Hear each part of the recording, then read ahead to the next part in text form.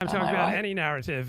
When a major event happens, you'll quickly notice that there's a very similar emotional tone and a very similar narrative that is dispensed from the mainstream media, whether it's from the BBC or the New York Times. And I'm just wondering, why is there usually one dominant narrative for almost every major event? Because the CIA knows what it wants us to believe globally, so that's why it has this dominant narrative. The BBC CEO used to be called the content controller, and that was so obvious what they were doing all along. So this content controller manages our expectations and manipulates our moods by quietening us down, especially during Christmas, where everything is supposed to be quiet and nice, and creating narratives of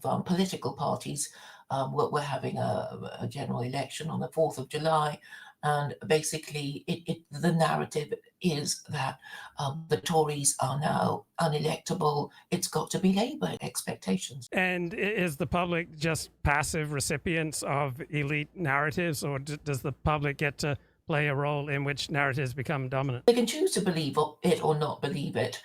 And I think this dominant narrative is meant for the eyes and ears of the average female voter, who won't be interested in geopolitics, probably doesn't understand her own history very well, and certainly isn't interested in the histories of other countries the American empire invades. I noticed about Ukraine, Zelensky was chosen specially for his ability to appeal to a certain demographic, women of a certain age who think, he's got a full head of hair, he was a comedian, he's got a nice looking wife. And which narratives give you the biggest dopamine rush? Which narratives make you feel the greatest? I want everything to end happily and for good to triumph over evil. Yuval Harari's book, Sapiens.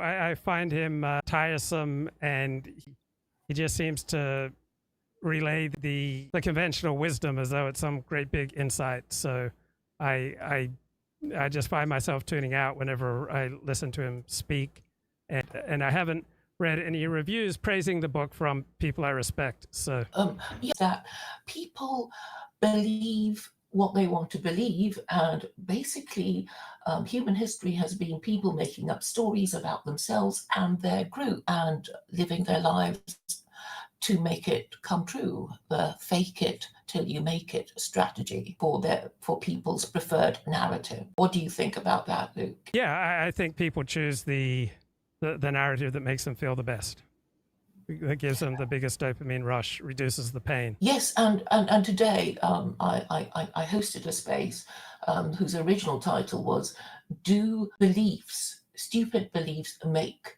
Clever People Stupid?" I was wondering if you had an answer to that question, Luke.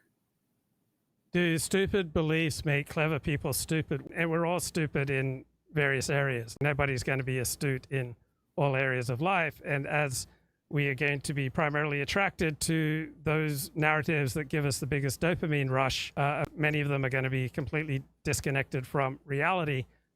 But if you embrace a narrative that's completely disconnected from reality and is rationally stupid, that doesn't mean it's a bad narrative for you, because many of our narratives have to do with things that have no direct impact on our life. So let's say you embrace a narrative about the causes of World War I that is completely disconnected from reality.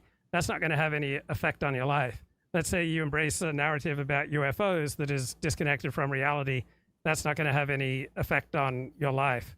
If you exchange one type of Christian theology for another type of Christian theology, it's not likely to make a dramatic difference in the quality of your life unless it changes the people that you hang out with, and then it's their social influence that will change your life. So most narratives, most beliefs don't have any direct impact on someone's life. What about religious belief in the Abrahamic God? Because, well, there's supposed to be, all those people who claim to be Jews, Christians, and Muslims, so they're supposed to believe in God.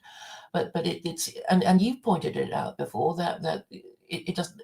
Even Jews, Christians, and Muslims do not behave in a way that is recognizably different to atheists. Yeah, so the belief in and of itself doesn't make much of a difference in the lives of people who say yes to the belief, except it does make them a little more predisposed to more intense in-group identity.